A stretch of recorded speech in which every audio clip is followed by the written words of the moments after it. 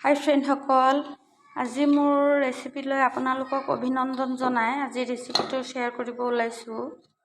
আজি ৰেচিপিটো হ'ল তিতা কেৰেলা। ইয়াত মই তিতা কেৰেলা ধুনীয়াকৈ কুটি লৈছোঁ আৰু 5 মিনিটমান অলপ নিমখ দি ভিজাই থৈছিলোঁ। এতিয়া ভালদৰে সানি লৈ এয়া চাওক তিতা পানী ওলাইছে।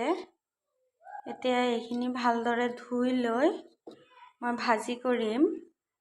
আৰু এনেকে কি হয়, এনেকে তিতা ভাজিলে একেবাৰে তিতা নালাগে। আজি তিতা নলগাকৈ তিতা ভাজিম। আৰু এনেকে ভাতো খাব পৰা যায়, বেছি নিৰামিষ ভাত বেছি এনেও খোৱা যায়।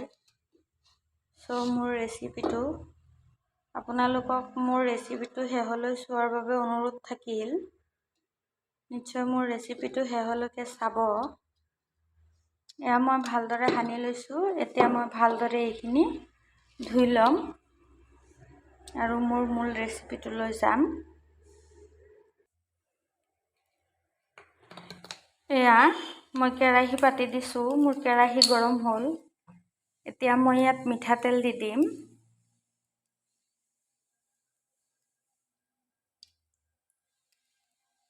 যিহেতু ভাজি বনাম অলপ তেল বেছিকৈ দিব লাগিব। মোৰ তেলখিনি গৰম হ'ল। এতিয়া মই ইয়াত জিৰা দি দিম।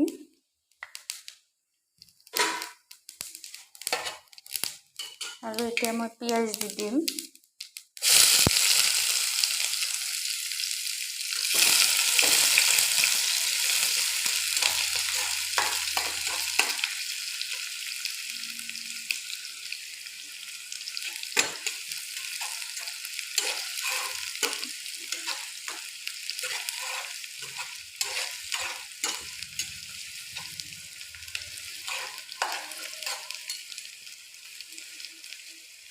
মোৰ ৰেচিপিটো যদি চাই ভাল লাগে তেন্তে নিশ্চয় লাইক, শ্বেয়াৰ, কমেণ্ট কৰিব। আৰু যদি মোৰ চেনেলটো ছাবস্ক্ৰাইব কৰা নাই তেন্তে মোৰ চেনেলটো ছাবস্ক্ৰাইব কৰিব।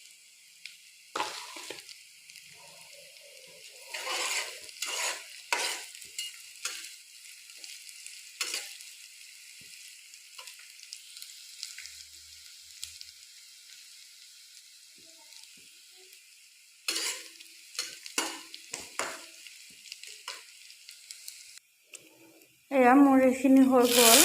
এতিয়া মই তিতা দি দিম আৰু ভালদৰে লাৰি দিম।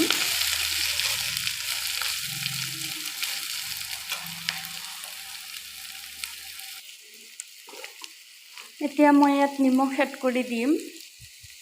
এয়া নিমখ।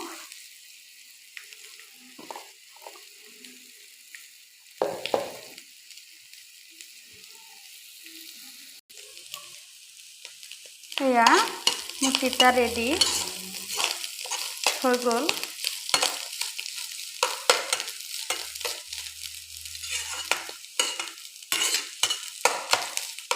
এতিয়া মই জুই অফ কৰি দিম চৌকাৰ।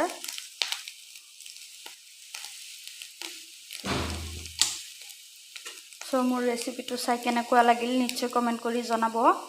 আৰু যদি মোৰ চেনেলটো ছাবস্ক্ৰাইব কৰা নাই তেন্তে ছাবস্ক্ৰাইব কৰি দিব।